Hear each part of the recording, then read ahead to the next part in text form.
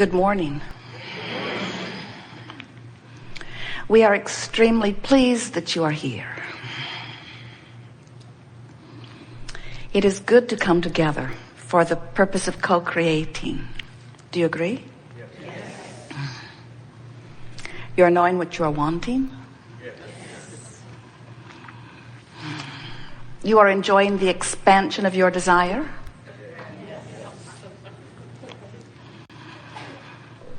Well, when you want something and you know how to bring it about, it's fun to want it, isn't it?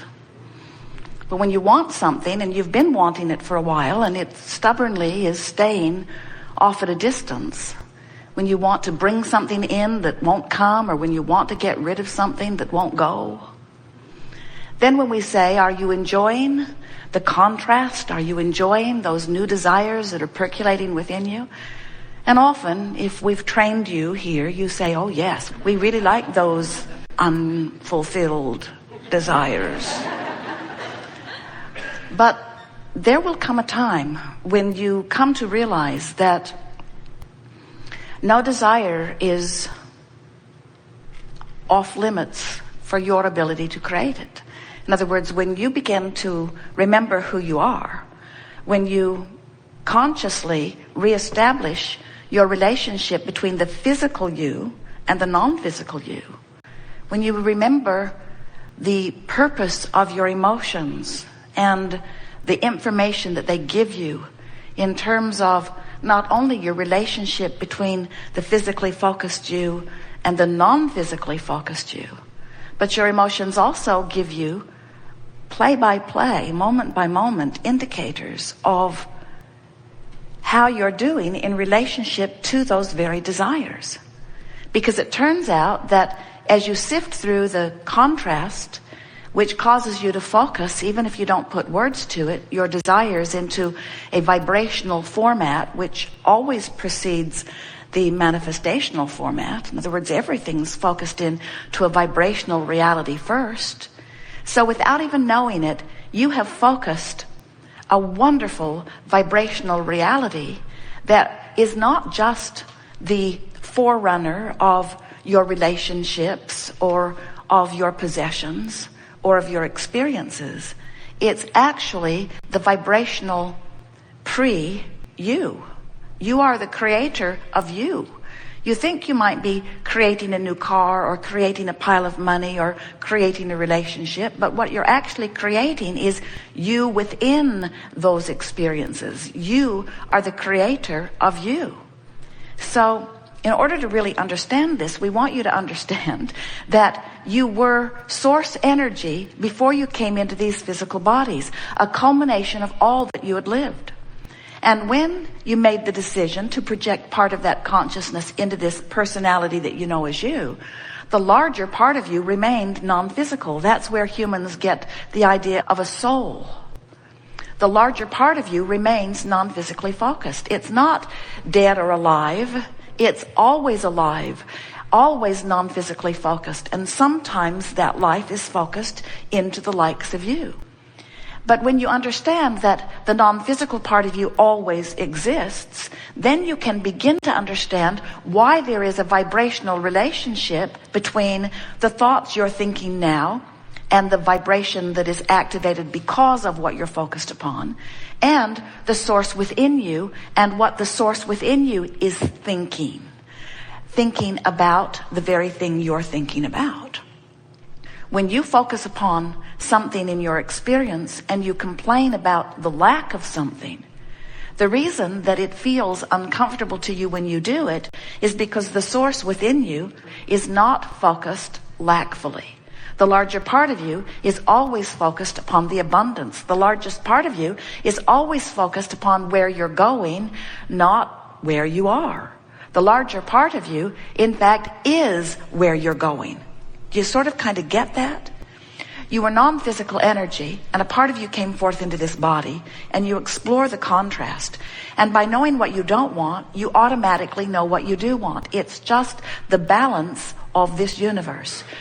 In fact, if you really know that you really don't want something, then you really know that you really do want something. There's an equal, proportionate desire that shoots out of every awareness of what you don't want.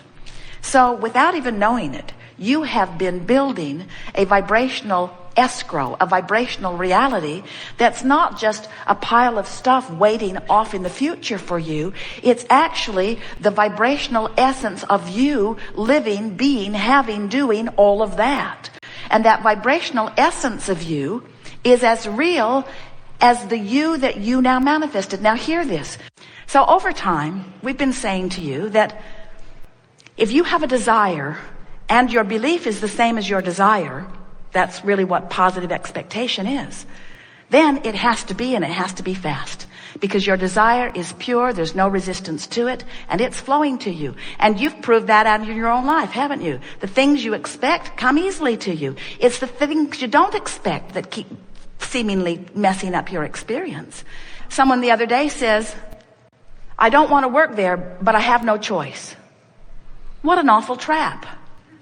I want more money, but I can't figure out how to get any. I want a mate, but I can't find a mate.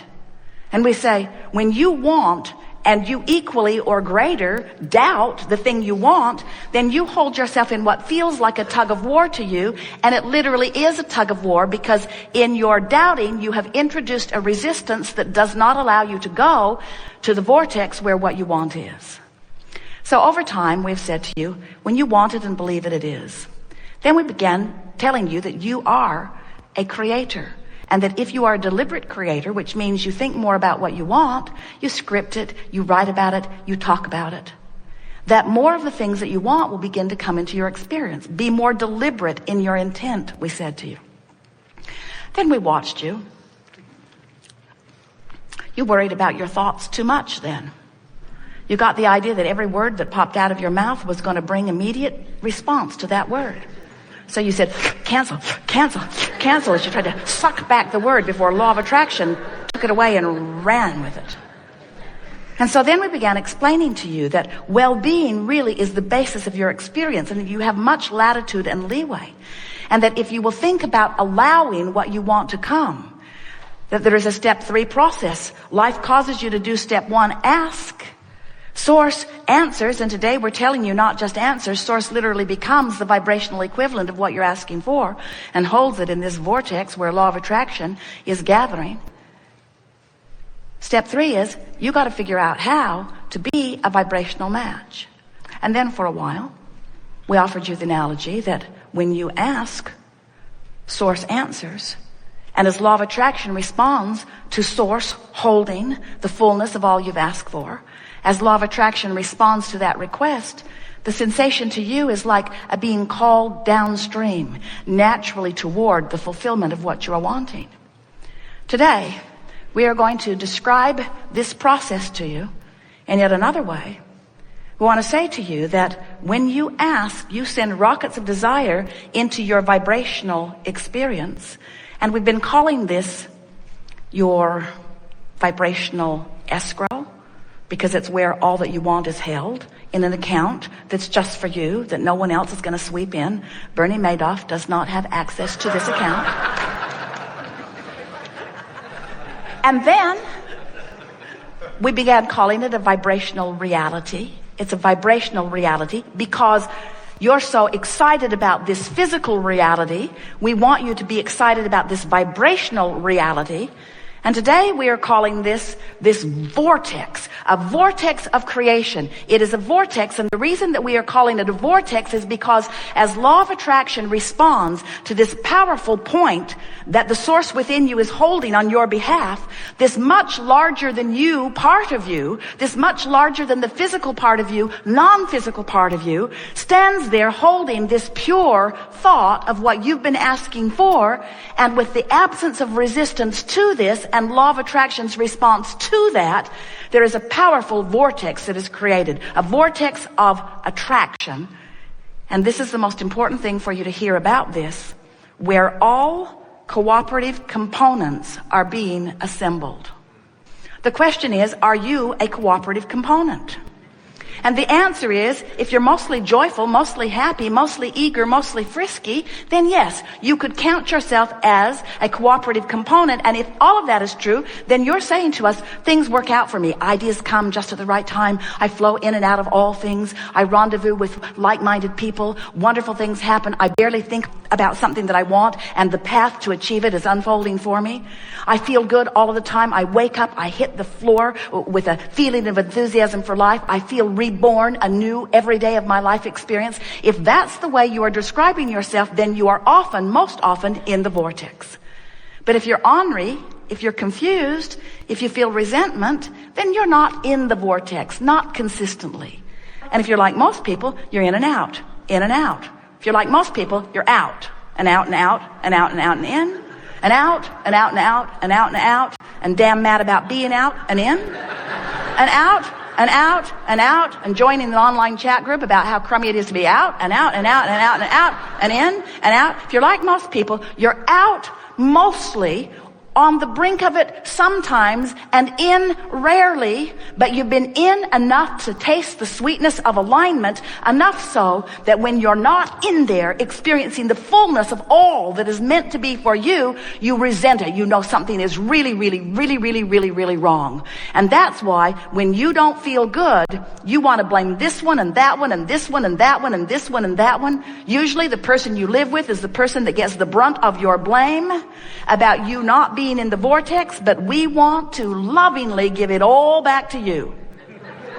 You get the credit, 100% of the credit, about whether you're in the vortex or whether you're not in the vortex. We just want to do the best sales job ever about wanting to inspire your desire to be in the vortex, because we see clearly what you've put there, and we know the expansiveness of who you have become, and we know the capacity for clarity and love that is really you, and we don't blame you a little bit if you're not completely up to speed with the fullness of who you have become.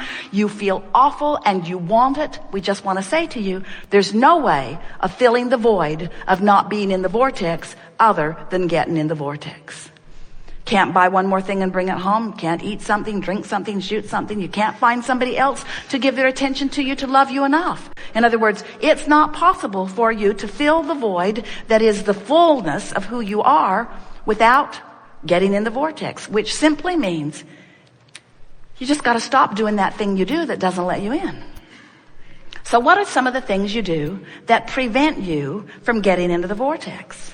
And you understand this vortex is just this high, non-resistant energy place where you rendezvous with the source. Esther's in the vortex, otherwise she could not receive Abraham with this clarity. In other words, she is up to speed with the vibration that is us, and that's why the conversation is seamless between the intent of that which we are offering and her ability to deliver it. That's in the vortex. When you're in the vortex, that's when your inspiration is at its greatest. That's where authors and artists and musicians, that's where those that you call masters often find what they call their inspiration. They're in the vortex where they have clear view of not only the idea, but the path to which it will unfold.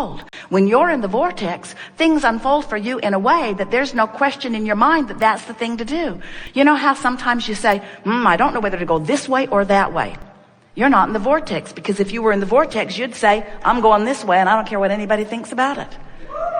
When you say, those people over there and their philosophy is really awful and their philosophy is going to bring us all down, you're not in the vortex. And it's not their philosophy that's bringing you down. It's you not being in the vortex that's not bringing you up. No one can bring you down, but your standards of how up you really are keep changing. And if you don't stay up to speed with who you are, you don't feel good. So, what's the difference between a higher, faster vibration and a lower, slower one? Higher, faster feels better. It's what joy and love are. Lower, slower feels worse. It's what depression is. It's what despair and fear are. Higher, faster has less resistance. Lower, slower has more resistance. So really, the operative word that we are talking about here today is, as I stand in my human form, what is it that I could do a better job of controlling that would make the most difference in my life? And we want to say to you, If you'll get a bead on your resistant tendencies and work them into less resistance, your vibration will raise. You'll hover on the brink of the vortex, or you'll pop in off.